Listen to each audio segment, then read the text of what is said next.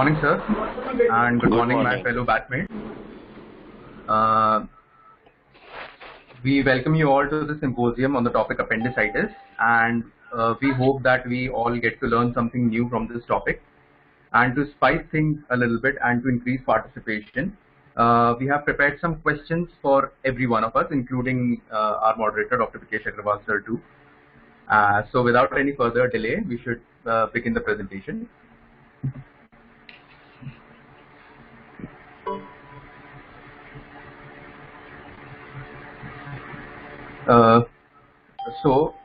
Starting with the introduction and the basic anatomy of appendix. What is actually appendix?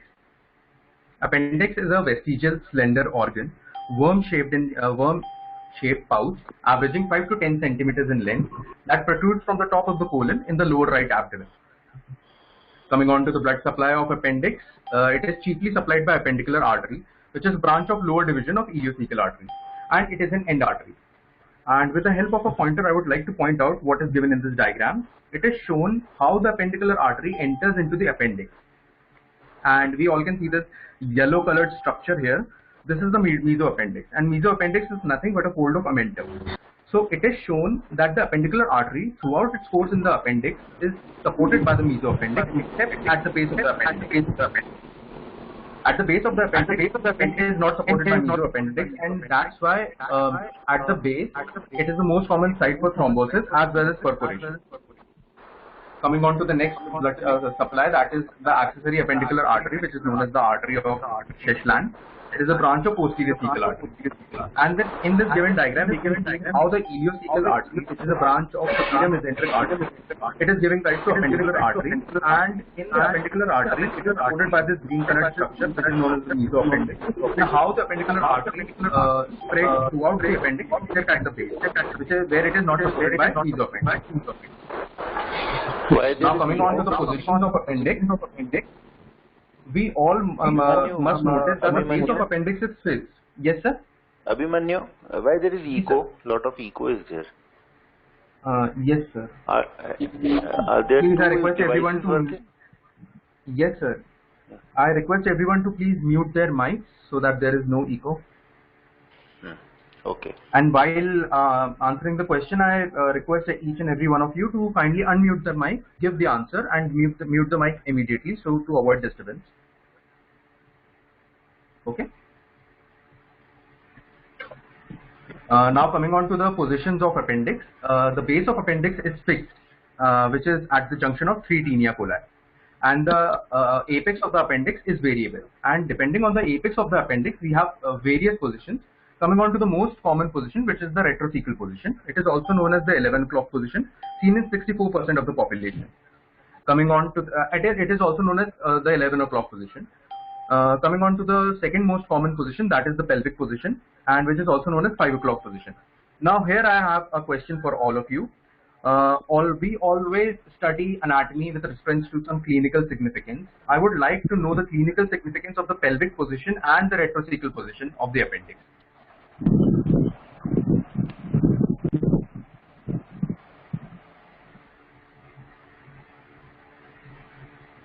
Anybody wants to answer what is the clinical significance of pelvic or retrocecal position? Sir? Okay, it's a very good question. Retrocecal appendix is basically located behind the cecum, and it is not a very typical position of appendix where you get like McBurney's tenderness and McBurney's sign. So very often when there is retrocecal appendix, it is it gets inflamed. Then you don't get a McBurney's tenderness, typical McBurney's tenderness, and you get confused that this is appendicitis or something else.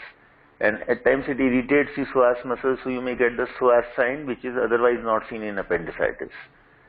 Sometimes this appendix is very long, maybe like 10-12 centimeter long, and the tip may reach up to the liver. So child may present or a person may present with right hypochondric pain rather than right iliac fossa pain. So that is the significance of retrocecal appendix.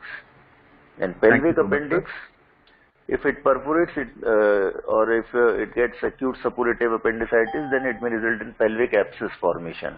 And these patients, they may present with like diarrhea, because of that pelvic abscess irritating the pouch of Douglas and rectum and resulting into diarrhea. Thank you for your input, sir. As beautifully explained by our moderator, Dr. Vikesh Agrawal, sir, this is the clinical significance of retrocecal position and pelvic position. Coming on to the third position, which is known as subcecal position, it is also known as 6 o'clock position, seen in 2% of the population. And coming on to the least common position, which is the pre-ileal and post-ileal position, in which the post-ileal position is the least of them all, seen in 0.5% of the population, and hence it is the most difficult to diagnose. Coming on to the next, coming on to what is appendicitis proper. What is actually appendicitis? Appendicitis is inflammation of the vermiform appendix. There are several causative factors of appendicitis. The most common cause in India are infections, and whereas talking about worldwide, the most common cause is obstruction. Another causes are intestinal parasites such as Enterobius vermicularis, oxyuris, carcinoid tumor, foreign body obstruction, decreased dietary fiber intake, and increased consumption of refined carbohydrates are other causative factors. Coming on to the pathophysiology of obstructive appendicitis, starting with the etiological factors such as fecolith formation, intestinal worms, foreign body, etc. They all lead to obstruction of the lumen, and consecutively and subsequently they increase the pressure inside the lumen, which results into lymphatic block, then venous obstruction, then arterial obstruction. And in severe cases, it might result into perforation, in which the contents of the appendix will spill out into the surrounding peritoneal cavity, resulting into the inflammation of the peritoneal cavity, which is peritonitis, and localized abscess formation. Localized abscess formation will be further illustrated by my colleagues. Coming on to the pathophysiology of infective appendicitis, which is the most common appendicitis in India. Etiology can be infection due to various modalities, which can result into edema formation and inflammations, which can subsequently result into microthrombus formation and then gangrene, and in severe cases again perforation. Coming on to the risk factors for perforation. Can I ask you a question here, Abhimanyu? Yes, sir. Yes, sir. Yes, sir. Yes. What is the significance of differentiating these two types of etiology, infective and obstructive? Yes, sir. Sir, if we know that if the etiology is infective, we can divert our management into that particular direction. For example, infections can be easily treated by antibiotics, whereas in cases of obstructive or severe cases such as gangrene formation or localized abscess, peritonitis, or obstructive appendicitis, we have to go for conservative management. And if conservative management doesn't work, which is in most of the cases, we have to opt for early laparoscopic appendectomy or open surgery. Right. There is one more classification of appendicitis, that is simple and complicated appendicitis. That is clinically more relevant because it is very difficult to identify any appendix is infective appendix or a obstructive appendix. Clinically, it is very difficult to differentiate these two conditions. So nowadays we use one more classification, that is known as simple and complicated appendicitis. Simple means the appendix is appendix is just inflamed. Yeah. Any problem? Sir, there was some disturbance. It got solved, sir. Okay.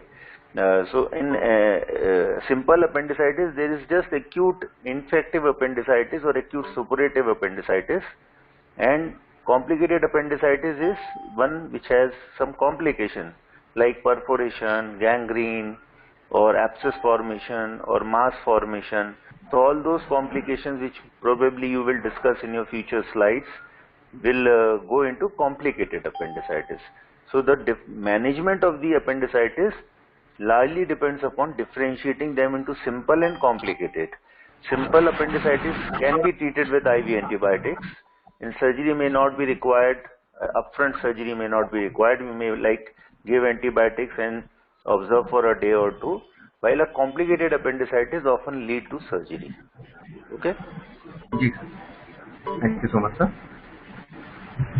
Moving on to the risk factors for perforation.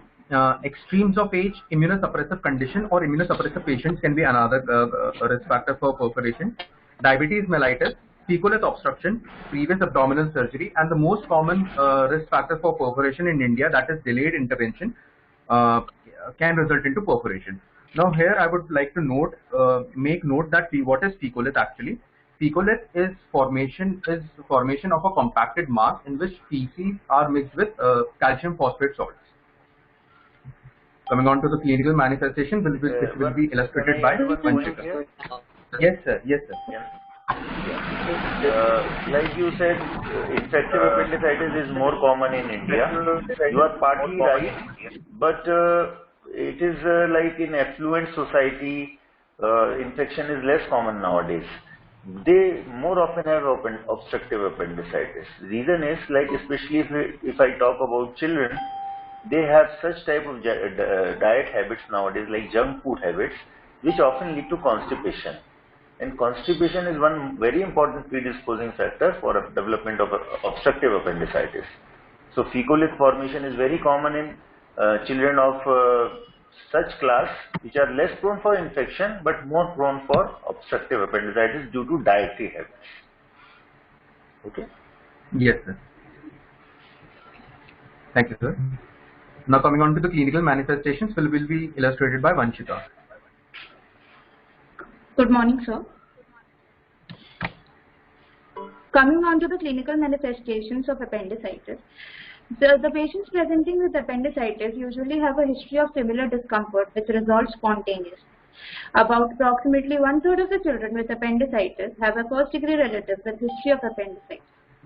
The pain is first noticed in the periumbilical region with anorexia, nausea, and vomiting. The characteristic feature of appendicitis is the pain from the umbilical region shifts to the right iliac fossa. This pain is intense, constant, and localized somatic pain, and the pain exacerbates on coughing and sudden movement. But in elderly, the most common feature is commonly seen feature is atypical pain. Sometimes inflamed appendix may cause suprapubic discomfort or tenesmus. In pelvic type of appendicitis, tenderness on rectal examination may be noticed. Here I need to ask questions from sir that how will we diagnose a patient with post-ileal type of appendicitis, as it is difficult to diagnose. So largely, if any patient present to you with acute abdominal pain and there is nausea and maybe vomiting, so any pain which is having nausea should not be neglected, and especially when associated with toxemia. So basically what we see is in clinical practice, appendicitis is a clinical diagnosis. Yes. And high level of suspicion should be there. Then you can confirm your diagnosis using ultrasound, and which probably you will discuss in future slides. And ultrasound will let you know that the appendix is inflamed or not, irrespective of the position of the appendix. Because nowadays good quality ultrasound is available, they can identify even post-ileal or retrocecal appendix. So that is like very helpful in making a diagnosis. But any patient having pain, especially localized to right iliac fossa, associated with anorexia and some sign of toxemia like tachycardia, fever, so that should raise a doubt that there is appendicitis. Thank you, sir. Yes. During the first 6 hours of the disease, there is no change in temperature or pulse rate, but when the disease progresses, there is slight pyrexia of 37 to 38 degrees Celsius and an increased pulse rate of 80 to 90.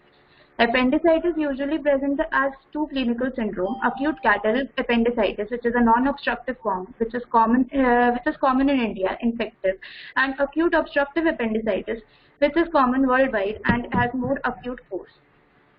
Coming on to clinical signs of appendicitis, the cardinal features are pyrexia, that is of 38 to 39 degrees Celsius, localized tenderness in the right iliac fossa known as McBurney's sign, muscle guarding, and rebound tenderness known as Zumber's sign.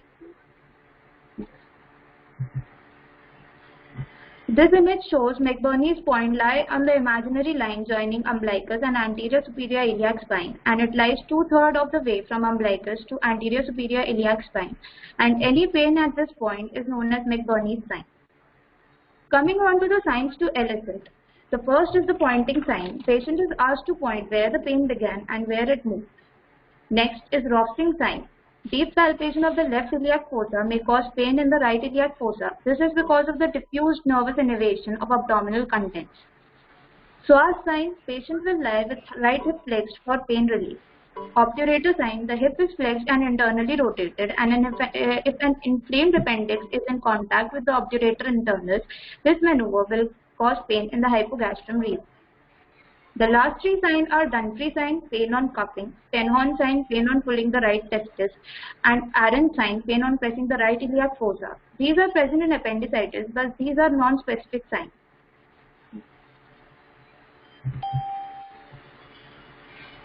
Psoas sign. Psoas sign can be elicited by two methods. First, we can ask the patient to lie supine and flex his hip, and this causes, if an inflamed appendix is present, this causes pain in the right iliac fossa. This is because psoas muscle forms the bed of appendix, and if contraction of psoas muscle causes irritation of the inflamed appendix, causing pain in the right iliac fossa. Another method to elicit psoas sign is we ask the patient to lie in left lateral position, and the hyperextension of hip causes pain in the right iliac fossa. Obturator sign. Obturator sign is pain on passive internal rotation of flexed thigh. In this, examiner moves lower leg laterally while applying resistance to the lateral side of the knee, resulting in internal rotation of femur. This occurs because usually seen in pelvic type of appendix, as there is contraction of obturator muscle causes irritation of the inflamed appendix, causing sign in the hypogastrium region. Coming on to the differential diagnosis of appendicitis, the diseases which can mimic as appendicitis in infants or children are mesenteric adenitis, intussusception, bowel obstruction, Meckel's diverticulum. In adults, ureteric colic, gastroenteritis, bowel obstruction, colitis. Especially in females, endometriosis, pelvic inflammatory disease, ectopic pregnancy, and metal schmerz. Metal schmerz is a condition where there is a mid-cycle rupture of follicular cyst, causes bleeding and intense severe pain in lower abdomen and pelvis. In this, symptoms usually subside within hours, and the pregnancy test is negative. Whereas in appendicitis, with time the pain increases. The differential diagnosis in elderly are that diverticulitis, ureteric colic, and obstruction. Next. Coming on to the diagnostic scoring, as appendicitis is essentially clinical diagnosis, in order to decide when to operate on clinical suspicion can lead to removal of normal appendix. So, a number of clinical and laboratory-based scoring systems have been devised to assess diagnosis, and the most commonly used is the Alvarado scoring system or the Mantel scoring system. In the Mantel scoring system, M stands for migratory right iliac fossa pain, A stands for anorexia, N stands for nausea and vomiting. The above three are the symptoms in Mantel score. The signs in Mantel score are tenderness in the right iliac fossa, rebound tenderness, elevated temperature. The laboratory findings in Mantel score are leukocytosis and shift to the left of neutrophils. In all the points in Mantel score have been given a score of 1 except tenderness in right iliac fossa and leukocytosis. A total score of this is 10, and a score of less than 5 is highly strongly against diagnosis of appendicitis, whereas a score of 7 or more is strongly predictive of acute appendicitis. Whereas in patients with equivocal score 5 or 6, USG abdomen or contrast enhanced CT scan is done to reduce the incidence of negative appendicectomy. Okay, can I comment? Yes, sir. Can I comment? Can you go Yes, to the slide of the score? Yes, sir. This one, yeah. So now you see, in surgical branch or in medicine, wherever. Hello. Sir. Hello. Yeah. Wherever you see, score is something which is an objective way of assessing the severity of the condition. Okay, it's an objective way. There are two ways. Like if I examine the patient, it is going to be a subjective way. Yes.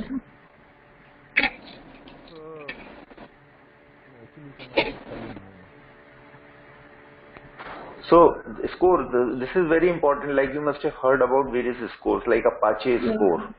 Apache score is for intensive care unit. So that is the objective way. Now, as I was saying, that any pain without anorexia or vomiting is unlikely to be appendicitis. See, here comes the importance of the score. You see the value of the value given to the pain, right iliac fossa pain, is equal to the value given to anorexia and value given to nausea and vomiting. So anorexia and nausea vomiting, they are equally very, very important feature of appendicitis. Okay, and this way you can predict. Actually, prediction is the objective of using all these scores. So you can predict, you can categorize your patient that this is clear-cut appendicitis, this patient needs surgery. This is borderline appendicitis, you need to do some investigation to confirm that, and this is unlikely to be appendicitis because the score is less. So if this score is adopted by 100 doctors, then it is unlikely to get affected by the subjective experience or inexperience. So even if a medical student applies the score, it is going to be same. Even if I, as experienced person, apply the score, it is going to be same. So that is the objective of a scoring system in any disease. In appendix, we use this score, but there are various scores for various problems. So whenever in future you study anything, always focus on the score, because they are very good tools to grade the disease. Okay? Yes. That's it. Thank you. Thank you, sir. Coming on to investigation. Saurabh? Investigations. We will first do routine investigations, which includes full blood count, urine analysis, and C-reactive proteins. Full blood count, we will find leukocytosis and most precisely neutrophilia. Band forms are present. Urine analysis is done to rule out the cases of urinary tract infection. And C-reactive protein, which is elevated in that since it is an inflammatory disorder. Imaging of choice. In adults, we prefer CECT abdomen, while in children and pregnant women, we prefer USG abdomen. USG scan. In USG, we see a blind ending tubular structure with free fluid surrounding the tip. The findings are non-compressible structure, blind ending, probe tenderness, free fluid, and diameter more than 6 mm. A target sign. Target sign is the finding we see in high resolution USG. Here the outer circle shows the serosa or muscularis layer, inner circle is the mucosa layer, and the mass between the two layers is the edematous submucosa. Like CT scan, acute appendicitis appendicolis. Appendicolis is seen here as a positive contrast, and pericecal inflammation of fat, that is white strands, are also visible. Phlegmon. Phlegmon is when patient presents late and the omentum gets adhered with the appendix. So when the size of a phlegmon seems more than 5 cm, it gives a diagnosis of lump. Slide change. Here CT shows findings of appendiceal abscess. Abscess is when appendix is filled with pus. Arrow points to the inflammatory mass in the right lower quadrant with an air pocket indicating an abscess, and mass demonstrates contrast enhancement. Slide change. Here in first pic, arrow points to the appendicolis, again positive contrast, arrow head points to the appendix. In pic B, arrow points to the thickened bowel wall, arrow head points to the inflammatory infiltration of the fat. And here I want to ask one. Yes, sir. Yeah, okay. Okay, you ask your question first and then I will comment. Yes. Sir, I want to ask what kind of imaging is most preferred in Indian settings? So that is very good question, and you have specified your question. That makes my job easy. In Indian setting, like we belong to a resource poor country. So our patient most often, whenever you will go in, even in private practice, they wouldn't like to spend much on investigation. So usually, and ultrasound is like freely available in our country, and nowadays the sonologists, good sonologists are available even in small districts. So if you have a good sonologist and a good machine is there with the sonologist, then ultrasound is a preferred investigation. But there are certain limitations of ultrasound, like if patient is like very obese, child is very obese, and you may not have like good access to good experienced ultrasonologist. In those situations, you can go for CT scan. CT scan has another drawback apart from expenses, that is radiation exposure. Like in children, we usually avoid a CT scan because it is said, it is mentioned in literature that even one exposure of CT scan to the abdomen is as much as like 100 X-rays exposure. exposure with 100 chest X-rays.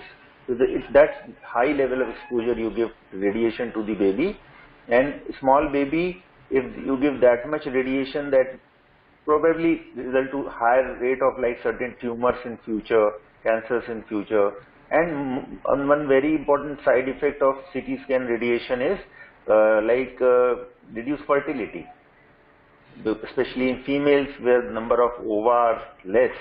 So there are chances that these kids may be infertile in future or may have hypofertility. So these are the concerns of the CT scan, but there is no doubt CT is more accurate than ultrasound. If someone asks you which is a better imaging, then CT scan is a better imaging. But in Indian setting, you should always prefer ultrasound over a CT scan. Thank you. May I give my comment? One thing which I wanted to tell. One more important role of imaging, especially as I said before, you divide appendicitis into two categories: simple and complicated. So here comes the role of dividing them into simple and complicated.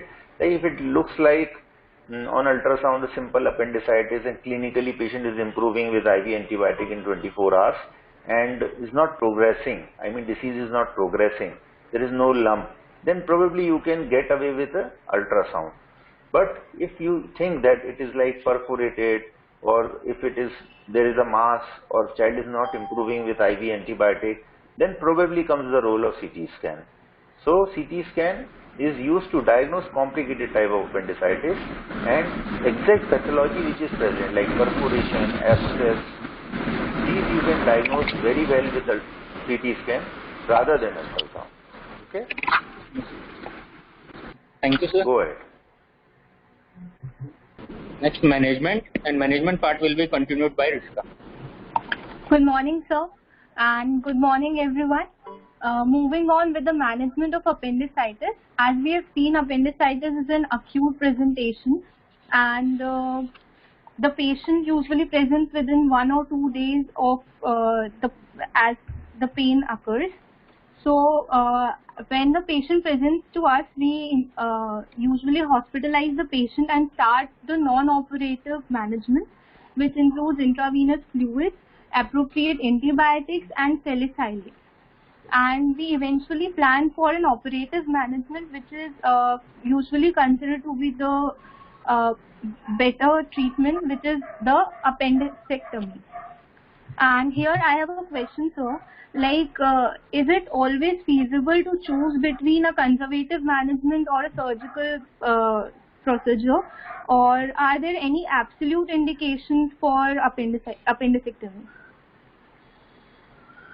Yeah, it's a very relevant question, because I disagree with your statement that usually the treatment of choice is appendectomy, or you move on to appendectomy in all cases of appendicitis. It is not so in actually real clinical experience, and nowadays even data and evidence is showing lot of reports.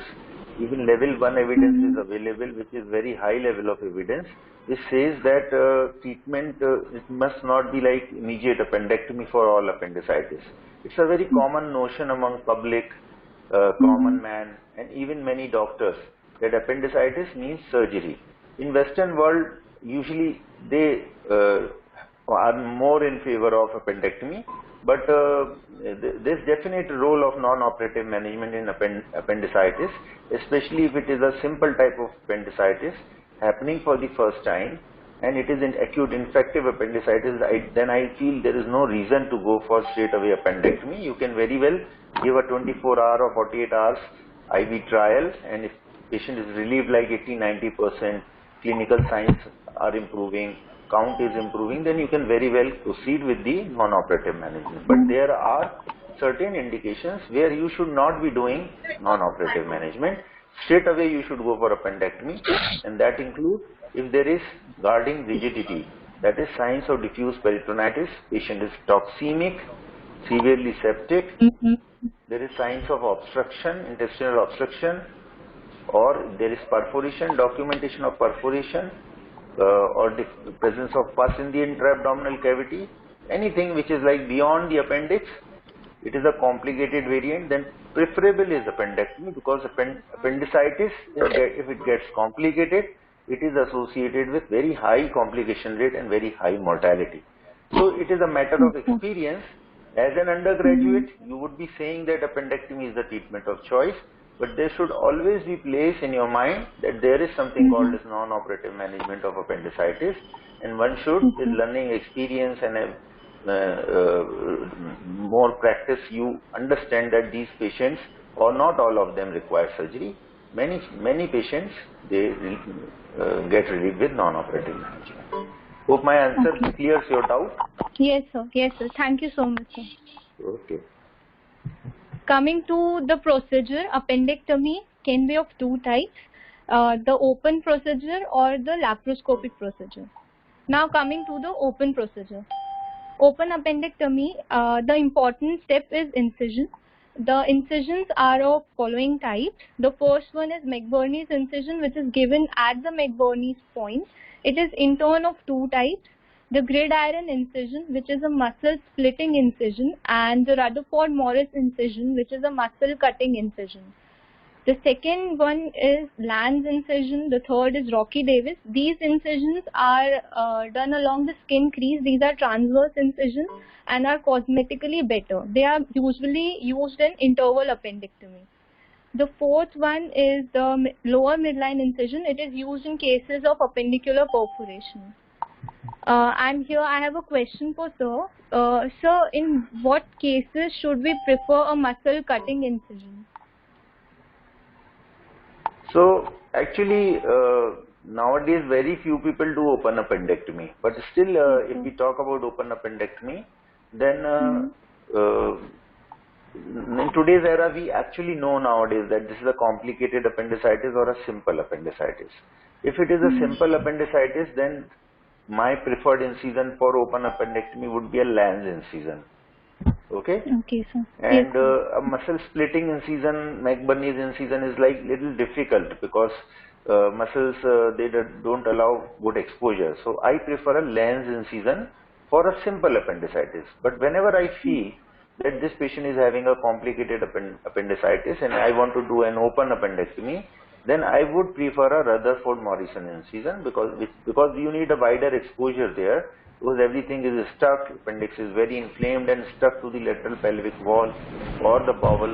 You don't want to injure anything. So exposure, big surgeon make big incisions. That is still holds true for complicated surgery nowadays. So, but nowadays we do laparoscopic appendectomy, so these incisions don't matter much. You put in a scope and you do the surgery laparoscopically. Suppose you want to convert the case, then most of the part you do laparoscopically, and then you can give an incision of your choice, usually a muscle cutting incision. But the absolute indication of Rutherford Morrison incision is a complicated appendicitis where everything is like stuck and you can't get away with a small incision. So you need to extend it laterally and do the surgery. Okay. Thank you, sir. Here this image shows the two incisions. The first image on the left side shows the gridiron incision, which is a vertical incision at the McBurney's point. And the right side image shows a Lanz incision, which is a transverse incision along the skin crease. It is cosmetically better. Next. Here we have very concisely or precisely described the steps involved in the open procedure. The first step is the incision itself, like we cut through the skin, the fascia, the muscle, and we reach the peritoneum. The second step is identification of the structures. So first we will identify the cecum. Cecum is easy to identify by the presence of tinea and the ileocecal junction. Once we identify the cecum, next we locate the base of the appendix. Because the base is fixed and it is located where the three tinea meet. So once we locate the base, we can trace the whole length of the appendix up to the tip, which can be variable. The third step comes here is examination, which is very important, and it gives an upper edge over the investigative procedures we have done earlier, because here you are actually seeing and examining the nature and extent of inflammation. And depending on this examination, we will decide the next step. The fourth step here is ligation. We separate the mesoappendix from the appendix and we ligate the appendicular artery. And the fifth step is transfixation of the base of the appendix. And the sixth and the last step is cutting and removal of the inflamed appendix.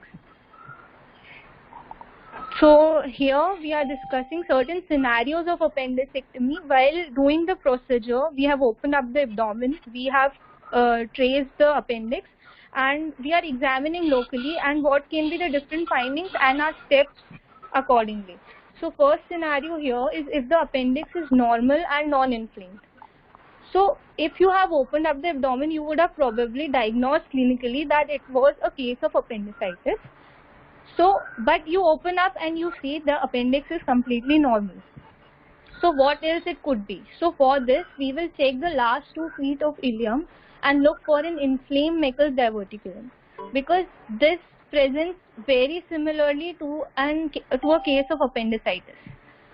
So second scenario here is if the appendix is actually inflamed, we will go with the normal procedure. We will cut and remove the appendix.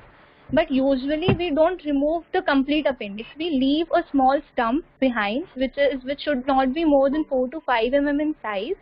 Because if it's more than 5 mm, it can give rise to stump appendicitis as a later complication of or the post-operative complication. Next is the third scenario here is if the base is also inflamed. If the base of the appendix also gets infected or inflamed here, so we have to bury the stump and we suture it with a first string suture or a Z stitch. And the fourth scenario here is if the base has become gangrenous and even the cecal wall is involved. So we prefer to perform a right hemicolectomy. Next slide. So I have a question here. Yes. Can I ask Yes, you sir. a question? Yeah, Yes, sir. suppose you, as you said, you open the abdomen and there is scenario 1. Yes, sir. Scenario 1. Yes, Can sir. you show that slide? Abhimanyu, Yes, sir. change the slide. Yeah. Yes, sir. An appendix is normal. There is no Meckel's diverticulum. Then what will you do? That you did not say. So I was going to ask that question, sir. Okay. Is there anyone who can reply my question there? Anyone can switch on the audio and reply this question. Sir, we will remove the appendix. Who is this? Sir, Nishtha Yachi. Nishtha? So, but Yes, this sir. is a normal appendix and you are removing it, and in biopsy it will turn out to be a negative. Yes, there will be sir. no pathology. How will you answer to the patient? Sir, we are removing it in case in future it can get infected or obstructive. So that next time if a patient presents with similar condition, we can easily rule out appendicitis. So, then do you mean that if you do any other abdominal surgery, you should be removing appendix? Like you are doing surgery for some other No, reason? sir. So, This is No, the reason sir. which you are telling, then you should be removing appendix in any laparatomy. so in this case, Yeah, so can I answer? Yeah, please. Sir in this case we will change our approach. First of all sir हमें वापस patient का या उसके जो भी attendant है उसका consent लेना पड़ेगा, बिकॉज मतलब क्योंकि हमने पहले कंसेंट लिया था वो अपेंडिक्टमी के लिए लिया था और अब उसमें वो नॉर्मल निकली है. तो सबसे पहले सर अप्रोच पूरी चेंज हो जाएगी. कंसेंट हम दोबारा पूरा कंसेंट लेंगे पेशेंट से अगर हम आगे हम नॉर्मल अपेंडिक्स अगर हम रिमूव करना चाहते हैं तो. ये बात आपकी सही है कि it's a difficult situation and surgeon should never land up in such a situation. That is why a very important objective criteria, if you follow the score objectively assessment, you have done the assessment objectively, you have followed the score, you have done good imaging, your sonologist is good, showing the appendix, then only you do the surgery. This happens with those people who are not careful, who are not like very evidence based in their approach. So they end up opening a normal tummy, which is not right in today's world, and that is why laparoscopy plays an important role. Nowadays we do all appendicectomy almost all with laparoscopy, especially simple one. Simple one we never open. So you put in a scope, you find a normal appendix, you come out, don't do anything. And someone said that removing appendix will rule out the future possibility. That is not a good reason nowadays, because appendix is a useful organ. It is not a vestigial organ. No. It is useful for many surgeries which can be done in future, and it is used for reconstructive surgery. Suppose, for example, some person develops urethral injury, or some develops bladder injury, urethral injury in future, then this appendix can be used for various reasons in that patient. So you should always try to preserve the appendix. Unindicated surgery should never be done. Okay? Yes, sir. Clear? Is this Yes, clear sir. to all of you? Yes, sir. And Thank any you. surgery is known for complications. Even a normal appendectomy, removing an appendix in a normal person can end up in like leak, which can happen in 1 in 500 cases, but can happen.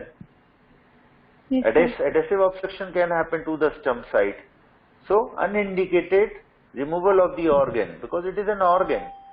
If you are removing it, clinically there should be evidence that the disease is there. Pathologically there should be evidence in the report later on that disease was there. Then you have to talk to your pathologist that please change the report, I have removed a normal appendix. So it is not the ethical way of doing. That is why you should be very strict in making a diagnosis. If Alvarado score is not getting fulfilled, ultrasound is not conclusive showing that there is appendicitis, patient should be observed with non-operative management. You can take another opinion of an expert, and then accordingly you should proceed. It should not happen that you have opened an abdomen and appendix is normal. It happens, I am not saying it doesn't happen, but it should not be a frequent phenomena. You should be like very perfect in making your diagnosis, and that is the role of CT scan. So whenever you are in doubt, you go for the best imaging investigation, like we discussed before. Okay? Yes, sir. Hope Yes, sir. it makes this thing clear. Yes, sir. Yes, Thank sir. you, sir. Okay? It is very important Yes. point which I made here. Okay. Yes, Move sir. ahead. Next slide. Here the slide shows an open procedure being done. The first image shows that the Abhimanyu, last slide. The slide, yeah. Sorry. Yeah, the first image here, it shows that the appendix has already been identified and they are separating the mesoappendix. And the next step shows the base being transfixed. And the last step shows the third and the fourth image show that the appendix has been removed and they are tying the stump with a Z-line suture. Next. Coming to laparoscopic appendectomy, we used 3 ports or 3 trocars here, which are basically 5 mm in size. The first one is the infraumbilical port, the second is hypogastric, and the third one is in the left iliac fossa. Next slide. Here we can see in this image the port placement. The 3 ports are being shown, and the next image shows that they are doing the division of the mesoappendix using the harmonic scalpel. Next slide. Coming to the advantages of laparoscopic surgery, as sir said that these days we prefer a laparoscopic procedure and it is very widely used. So it is because it has the following advantages. The first advantage is causes less pain to the patient. Second is we can give an early discharge to the patient after a laparoscopic procedure. Third is there are no complications which are commonly seen with the open procedure like the wound infections or the burst abdomen or hernia. And lastly, it is cosmetically superior because it gives a very, very minute scar. Next. Can I ask a question here before you move on to the complications? Yeah. Yes, sir. As we all know that we are struggling with COVID-19 pandemic nowadays, and everything has achieved a new normal. You will agree with me? Okay? Yes, like sir. this teaching class is also a new normal now. And it should become new normal. Everyone should get used to it, and we should try to explore new things in these classes and how to get benefited, even more than what we used to do when there used to be regular live classes. Like difficulties, we are turning into opportunities. So now my question here was, what is the new normal of laparoscopic surgery after COVID-19 pandemic? Has laparoscopy changed after COVID-19 pandemic? Did you get my question? Yes, sir. Yes, sir. It's a little difficult question, I know, but if someone answers, then he will be getting a special treat from me. Anyone? What is the new normal? What is the additional concern nowadays which we are having with laparoscopic surgery? Worldwide there is discussion. Hundreds and thousands of articles have been published on this particular subject. From our surgery department, we have published almost 4 articles on laparoscopic surgery and COVID-19. So now I'll tell you the answer if there is no one. Sir, So there are people answering in the chat, sir. Sir, Yes, Harsh they can has answer, answered. you can Google करके Sir, answer Harsh and करेंगे तो Piyush फिर have जब- answered. हाँ, Robotic laparoscopy, करके। sir, they have answered. क्या robotic से क्या होगा? दूर होके हम सर्जरी करेंगे इसलिए रिस्क कम हो जाएगा। नहीं, वो जो डॉकिंग करनी होती है इंस्ट्रूमेंट्स की, वो सर्जन को खुद करनी होती है, तो वो ठीक है, मतलब बट उससे रिस्क कम नहीं होगा। एक्सपोजर दूर कर बैठ के करेंगे तो ऐसा नहीं है। रोबोट का इंस्ट्रूमेंट डॉक तो करना पड़ेगा ना हमको, इंस्ट्रूमेंट सेट तो करने पड़ेंगे, फिर सर्जरी बाद में आप बाहर जाके कंसोल में करोगे। So exposure is still there. No, the answer is, Harsh ने भी यही बात बोली और पीयूष ने भी यही बात बोली। Answer is laparoscopic surgery, basically what you do is like you insufflate carbon dioxide inside the abdomen to inflate the abdomen so that you get space to work. Okay, this gas leaks by the side of the port or from the exits of the port or when you change the instrument, and it is said that when patient is COVID positive, and even if you like wear everything like PPE, full PPE, proper PPE, even if you wear, then spread of the COVID is by 2 routes: droplet infection and aerosols. So laparoscopic surgery is considered as a high aerosol generating procedure. Because of that gas, the virus leaks out because there is high number of virus in the peritoneal fluid, and that virus leaks out through the gas into the environment of the operation room. And it basically, operation room is a closed room. So now new normal, what is new normal? First initially they said no, laparoscopic surgery is high aerosol generating procedure, you should avoid doing laparoscopy. Now they have changed that, no, you should take extra precaution, you suck out all these air, this carbon dioxide, and use a filter, special filter which is called as ULPA filter or HME filter, to filter the gas so that virus doesn't get exposed into the OT environment. Another thing, when you do surgery, you use electrocautery. So whenever you cut the tissue with electric current using electrocautery, there is generation of a smoke plume, and that smoke is rich in virus fragments. So these are the 2 reasons that laparoscopic surgery is supposed to be high aerosol generating procedure. So the new normal for laparoscopic surgery is you require high level of precautions, especially you should be using a smoke evacuator, filters, then there should be negative pressure operation room so that there is no accumulation of aerosols in the operation theatre. High level of personal protective equipment should be donned by the surgeon and the team, and that is how you can prevent transmission of virus during laparoscopic surgery. Okay? Yes. अब आगे बढ़ो। नई चीज बताई कि नहीं पता? नई चीज थी, इंटरेस्टिंग थी कि नहीं? जी sir. Yes, sir. New normal की बात करते हैं ना हम लोग, न्यू नॉर्मल हर जगह है, इसमें भी न्यू नॉर्मल है। ठीक है। Here we would like to share a small video of laparoscopic appendix. Yeah, why not? Please. Yes, sir. Abhimanyu? Yes. I'm putting on the video. Just a second. Yeah. Yes, is the video visible? Yeah, it is. No, I cannot see. Rishika, it's visible on Play the it. screen. Play it. Yes, sir. I'm having some network Yeah. issues. Yes, Rishika. It works like this only. Online, you never get a continuous streaming of video. It will run this way only. You explain So, the video. What we- do you want to show? Yes, sir. The video basically shows that we approaching the appendix laparoscopically, and we trace the whole length first, then we separate the mesoappendix till the base. We clear it till the base. So this is on the right side. You see, you have separated the omentum from the appendix, because omentum usually gets stuck. It is the abdominal policeman. It gets stuck to the appendix the moment it gets inflamed. So first step Yes. surgeon did is, you run the video. Don't worry. Yes, sir. Abhimanyu, don't stop it.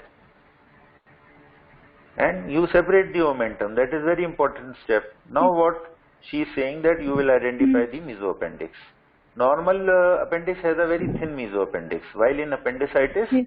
you get a very thick edematous Thick inflamed edematous. vascular appendix. Okay, so one has to be very, very careful in dissecting the mesoappendix. And if you miss, like you damage the mesoappendix or don't ligate it properly, there can be ferocious bleeding.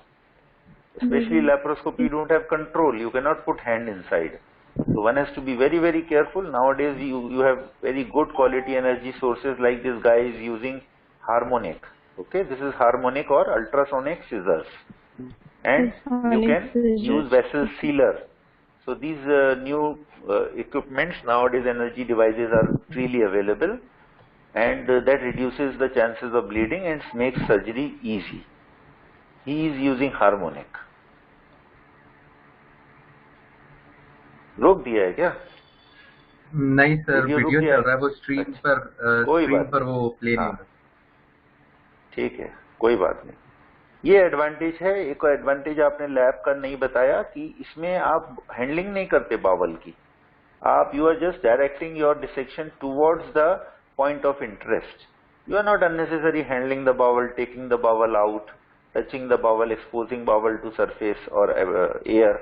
And that is why there is, nowadays people say that there is less incidence of adhesive intestinal obstruction after this guy is using stapler for appendectomy.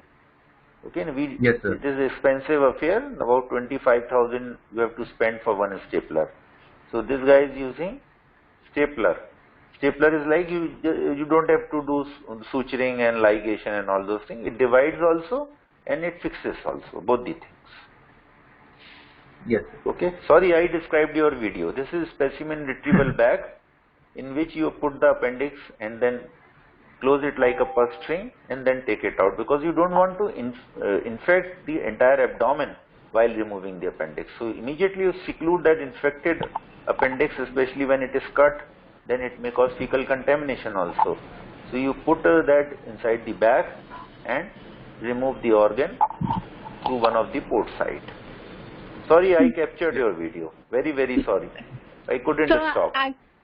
So actually हाँ. I was facing some connection issues here. No problem. आगे बढ़ो. Sir, Yes. I have a doubt in this हाँ, context. बोलो. Sir, as described earlier in the presentation also, sir, when the appendicular artery enters the appendix, it is supported by the mesoappendix, except at the base of the appendix, and that makes the base as the most common site for perforation as well as thrombosis. Apex, most common site for thrombosis as well as perforation. Sir, what is the property or what is the characteristics or what special value does the mesoappendix possess, so it prevents the thrombosis as well as perforation in the rest of the appendix except the base?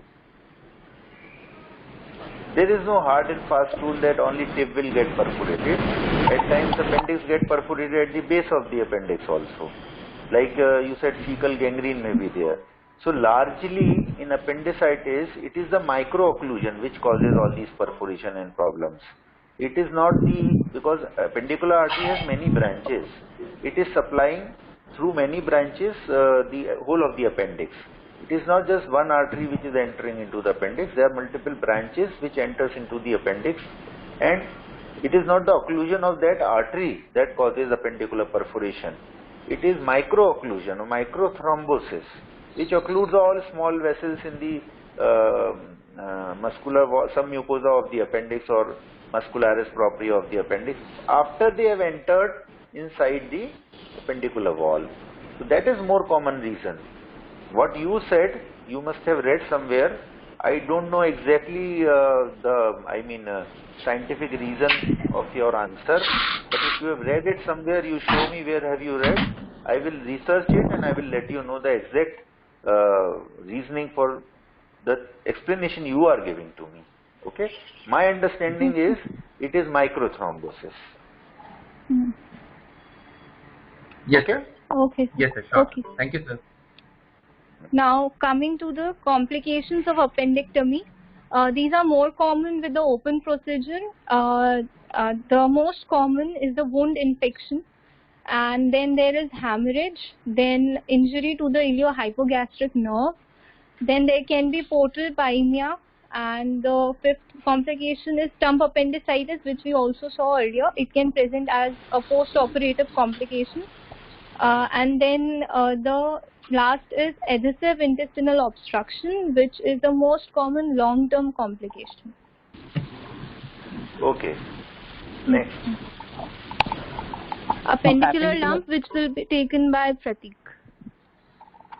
Appendicular lump is an inflamed appendix with an adherent covering of omentum and small bowel. It is seen in about 2 to 6% of patients with acute appendicitis. It is commonly seen in patients with late presentation who present late in the OPD, and it may also occur as a result of appendiceal perforation, where there is adherence of omentum and small bowel acts as a protective mechanism and helps in the localization of infection. So it prevents the spread of infection in the abdomen. However, in children that are less than 8 to 10 years of age, omentum is not long enough to adhere around the appendix, and therefore lump formation is not commonly seen. In the case of appendicular lump, we generally avoid immediate appendectomy as there is greater risk for injury to the bowel. It may lead to fecal fistula formation or perforation of the bowel. Next. Now presentation. The patient presents with the lump in the right iliac fossa, constant pain in the right iliac fossa, tenderness in the region, high grade fever, intestinal obstruction may also be seen, and nausea, vomiting is also present. Signs are tachycardia, diffuse abdominal pain, and there is increased pain even on application of even minimal pressure on the abdomen. Then differential diagnosis. Differential diagnosis, most commonly we see appendicular abscess and appendicular tumors. For diagnosis, the investigation of choice is CT scan, and we can also do MRI in children and pregnant women. Now the management of the appendicular lump. The most common management that is followed is Ochsner-Sherin regimen. It is a conservative management of appendicular mass that is followed by an interval or elective appendectomy. The outcome of this conservative management may help in the differentiation between appendicular mass and appendicular abscess. In Ochsner-Sherin regime, this involves monitoring as well as the conservative treatment. For conservative treatment, we keep the patient NPO, that is nil for oral, and we give IV fluids, broad spectrum IV antibiotics, analgesics for pain relief, and antipyretics. And we monitor the vital signs like the heart rate. We monitor the size of the lump, and along with this, we monitor tenderness and the temperature of the patient. Then can I add one thing? Ji, sir. Can I add one thing? Yeah. Ji, sir. Ji. In conservative treatment, you should add nasogastric aspiration also. Ji, sir. That is very important. And monitoring, you should monitor bowel sounds. Ji, sir. Okay? Because that is how you come to know about the recovery. If rise to aspiration falls down, it becomes gastric, and size of the lump is reducing, and bowel sound starts appearing. That is a sign of recovery. Okay? Ji. Next. Then outcomes. Now, if the patient recovers, we see signs like decrease in the pain, decrease in size of lump, and decrease in the fever. In this case, we discharge the patient on the 7th day with the regular follow-ups. But if there is recurrence of appendicitis, then we go plan the interval or elective appendectomy after about 6 weeks. If no response is seen, that is there is increase in the lump size, increase in pain, increase in fever, or if we see the spike, Praveen Singh Baghel, I request you to switch on your mic, please. If there is increase in the lump size or increase in pain, or we see fever spikes, then we continue the Oshner-Sherin regimen. If appendicular abscess is suspected via investigations like MRI, then we discontinue the regimen and we go for extraperitoneal drainage of abscess. Now, however, in recent times, certain disadvantages have been noted in this with this Oshner-Sherin regimen. Most commonly, there is failure in about 10 to 20% of cases that leads to the complications such as abscess formation and perforation peritonitis. That is the spillage of the contents of the phlegmon or the appendicular mass into the abdomen. Along with this, there are chances of misdiagnosis as well. Misdiagnosis like intussusception, typhoid perforation, or Meckel's diverticula. From the patient's part, there is another problem that comes from the patient's part is the patients are not very much compliant for the second admission for interval appendectomy. They try to keep delaying, delay this surgery or for the longer period. Now, I request Abhimanyu to please continue from here. And now here we have an article from Journal of Minimal Access Surgery, which is published by none other than our own professors. Dr. Vikesh Agrawal sir, Dr. Himanshu Acharya sir, Dr. Roshan Chanchlani sir, and Dr. Dhananjay Sharma sir. And the title of this article is Early Laparoscopic Management of Appendicular Mass in Children, Still a Taboo or a Time for Change in Surgical Philosophy. Now this article basically deals with schools of controversy, and the two major schools of controversy in this article is that parents in pediatric age group are biased towards conservative management then as compared to the surgical management when it comes to management of early appendiceal abnormalities.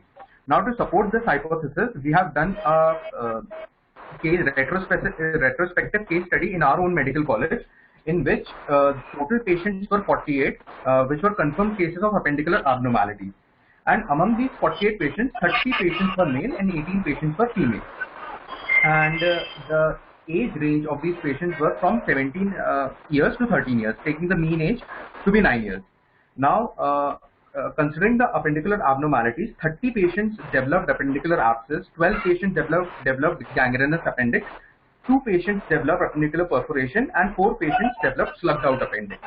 And considering the management of these conditions, the first 3 conditions, that is appendicular abscess, gangrenous appendicitis, as well as appendicular perforation, were all easily managed by early laparoscopic appendectomy, as shown by the cases of the article. Now, considering the fourth condition, that is the slugged out appendix, it required open surgery as well as early laparoscopic appendectomy. Now, what is the gist and the abstract of this whole article is that parents are biased towards conservative management, and when conservative management doesn't work, which is most of the time it doesn't work, it can lead to morbid fatalities, and those morbid fatalities will eventually be resolved by surgical management, open management, or early elective management, early laparoscopic appendectomy. I'm very sorry. Now, coming on to the disadvantages of conservative management, failure in 10% of the cases, which can increase the chances of appendicular mass formation, misdiagnosis, as in the cases of increased chances of perforation, tubercular lymphadenitis, ileocholic intussusception, and Meckel's diverticulum. It has also been seen that when we follow conservative management results into the increased admission time, which is approximately from 7 to 10 days, and in pediatric age group, it also results into the loss of school hours. So the question that this article possesses still stands strong in front of us. Should we manage a pediatric age group with early laparoscopic appendectomy, or should we continue conservative management which will further result into morbid fatalities later in the future? And from now, Rishika will tell you about the various controversies related to this approach. So the prime discussion of this article it focuses on the various controversies which are surrounding that the mode of management in such cases. Like there are two groups of surgeons. The first group believes that the conservative management can be a better option. The other group believes that the surgical approach, like that the early laparoscopic appendectomy, could prove to be a better option. And the ones who support conservative, they have a subgroup of surgeons who believe that conservative treatment should be continued till the mass resolves, and later an interval appendicectomy can be planned. So like there is no consensus on what the main mode of management should be. And even on this, a study was conducted in England where 67 surgeons were interrogated using questionnaires that what they prefer to do in such scenarios, and even in that study it was concluded that there is no consensus. So like this is not a problem in India, and so we can say that it is not only the problem of parents being orthodox or being reluctant to surgeries. It is somehow that even surgeons are not very ready for an immediate operation.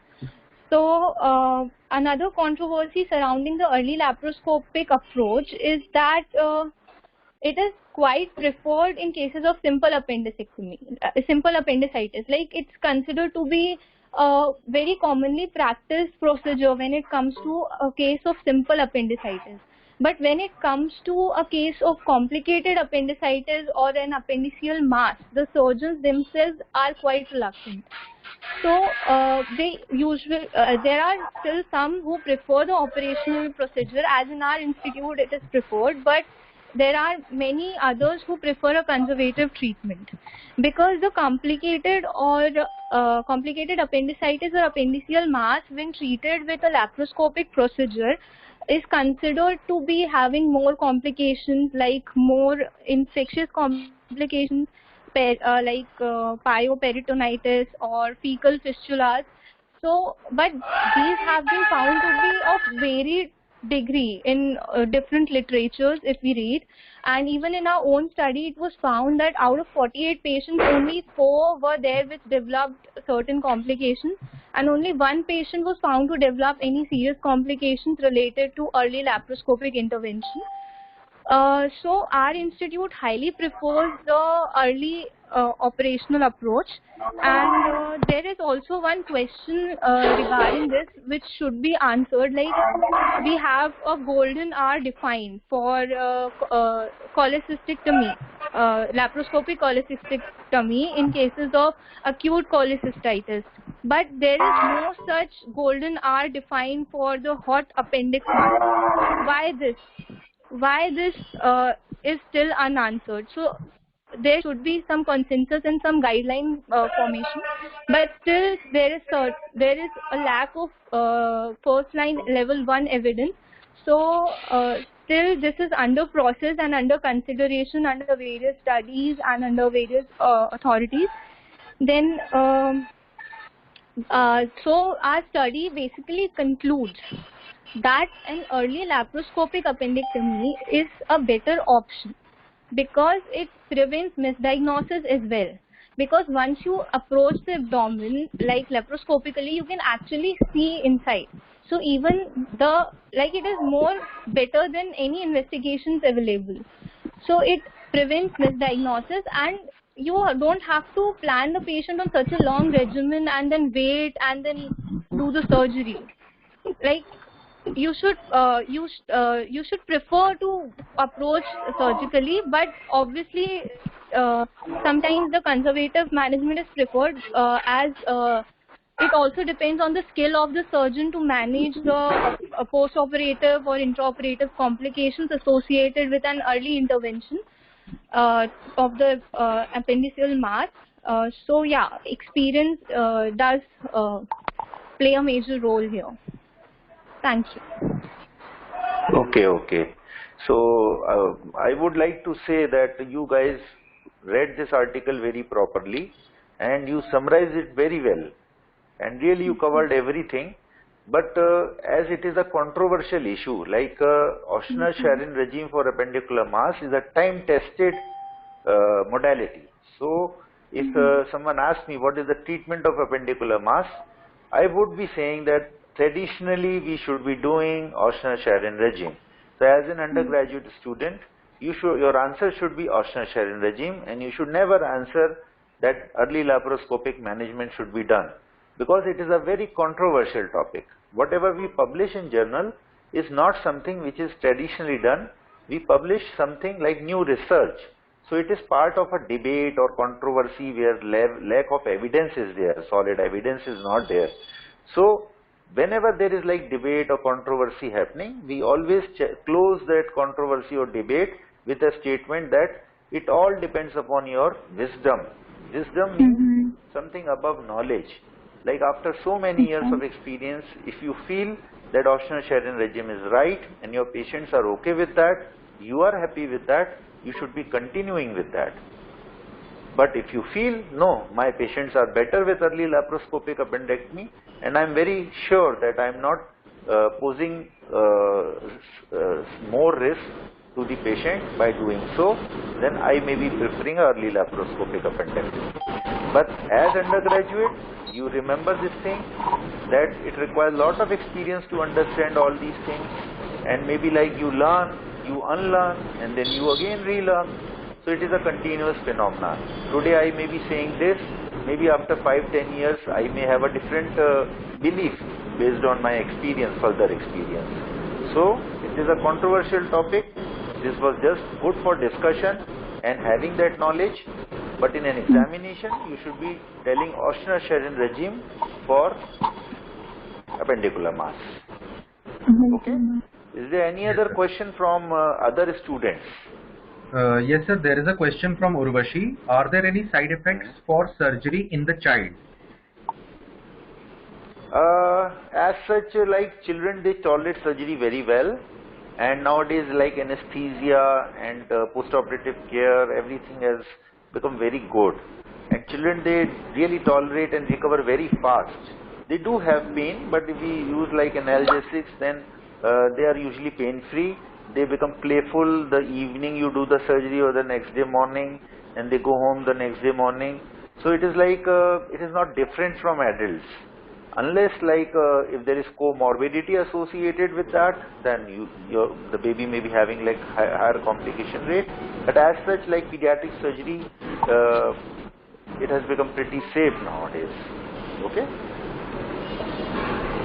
Yes sir. So now can I propose the next meeting? If yes, you guys, I think this idea is better than what we have been doing for so many years. More interaction, more brainstorming, then more of exercise before you do the meeting really helps everyone. You also and me also. Please announce yourself. Me also. Yes sir. Is it okay? So now my next proposal is we will do a chapter review. Next Saturday, do a chapter review. Next Saturday. Okay, it will be on hernia.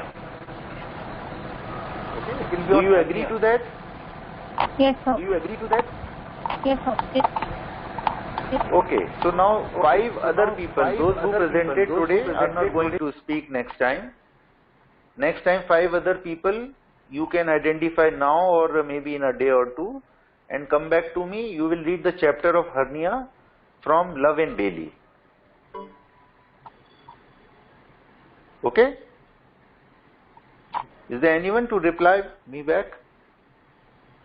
Yes, sir. Yes, sir. तो मुझे कल तक बताओ, ठीक है कि Okay, sir. 5 लोग कौन तैयार करेंगे चैप्टर, Yes, sir. ठीक है? जी, sir. So I again appreciate all of you who have presented this symposia, and this is a very good show, and with short duration you prepared it very well and you guys read it very well, and that is how we all improve, and next time your Yes, sir. presentation will become even better. So keep on doing this is more rewarding. Okay? Thank Yes. you, sir. Thank you. Thank you, sir. Thank you. Have a nice Thank you. day. Thank you sir. Thank you, sir. Bye.